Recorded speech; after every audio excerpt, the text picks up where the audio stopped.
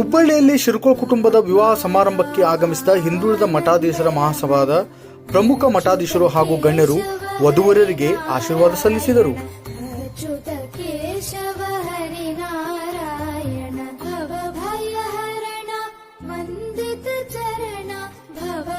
ಸಂದರ್ಭದಲ್ಲಿ ಮಾತನಾಡಿದ ವೇದವ್ಯಾಸ ಸಂಸ್ಥಾನ ಪೀಠದ ಮಹಾ ಗುರುಗಳಾದಂತಹ ಬ್ರಹ್ಮಶ್ರೀ ರಾಜು ಗುರುಸ್ವಾಮೀಜಿಯವರು, ಶಿರ್ಕೋಳ್ ಕುಟುಂಬವು ಆತ್ಮೀಯವಾಗಿ ಆಮಂತ್ರಣ ನೀಡಿತ್ತು.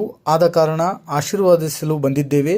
ನವ ವಧುವರರಿಗೆ ಭಗವಂತ ಒಳ್ಳೆಯದು ಮಾಡಲಿ ಎಂದು ಆಶೀರ್ವದಿಸಿದರು. ಹುಬ್ಬಳ್ಳಿಯಲ್ಲಿ ಜರುಗುತ್ತಾ ಇರುವಂತಹ ಶಿರ್ಕೋಳ್ ಕುಟುಂಬದ ಮದುವೆ ಕಾರ್ಯಕ್ರಮದಲ್ಲಿ ಅತಿ ಹಿಂದುಳಿದ ವರ್ಗದ ಮಠಾಧೀಶ್ವರರು ಪಾಲ್ಗೊಳ್ತಾ ಇದ್ದೀವಿ.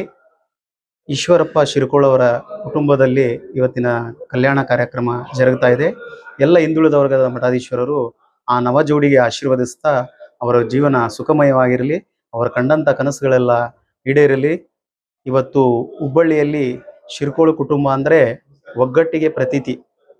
ಆ ಕುಟುಂಬ ಇನ್ನೂ ಅವರಿಗೆ ದೇವರು ಆರೋಗ್ಯ, ಐಶ್ವರ್ಯ, ಸುಖಶಾಂತಿ, ನೆಮ್ಮದಿ ನೀಡಿ ರಾಜಕೀಯ ಸ್ಥಾನಮಾನಗಳನ್ನೆಲ್ಲ ನೀಡಿ ಅವ್ರಿಗೆ ಒಳ್ಳೇದಾಗಲಿ ಅಂತ ನಾವು ಜಗದ್ಗುರು ವೇದವ್ಯಾಸ ಪೀಠದಿಂದ ಅವ್ರಿಗೆ ಆಶೀರ್ವದಿಸ್ತೀವಿ.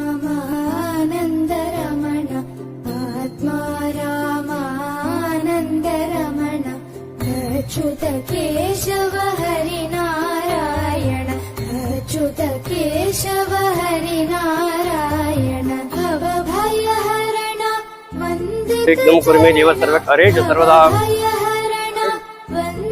ಸನ್ಮಾನ್ಯ ಈಶ್ವರಪ್ಪ ಶಿರ್ಕೋಳ್ ಉಪ್ಪಾರ ಜಿಲ್ಲಾಧ್ಯಕ್ಷರು ಹುಬ್ಬಳ್ಳಿ ಧಾರವಾಡ ಇವರ ಮಕ್ಕಳ ಮದುವೆ ಸಮಾರಂಭಕ್ಕೆ ವಧುವರರಿಗೆ ಆಶೀರ್ವದಿಸಲು ಬರಬೇಕೆಂದು ಈಶ್ವರಪ್ಪ ಶಿರ್ಕೋಳ್ ಅವರು ನಮಗೆ ಆಮಂತ್ರಣ ಕೊಟ್ಟಿದ್ದರು.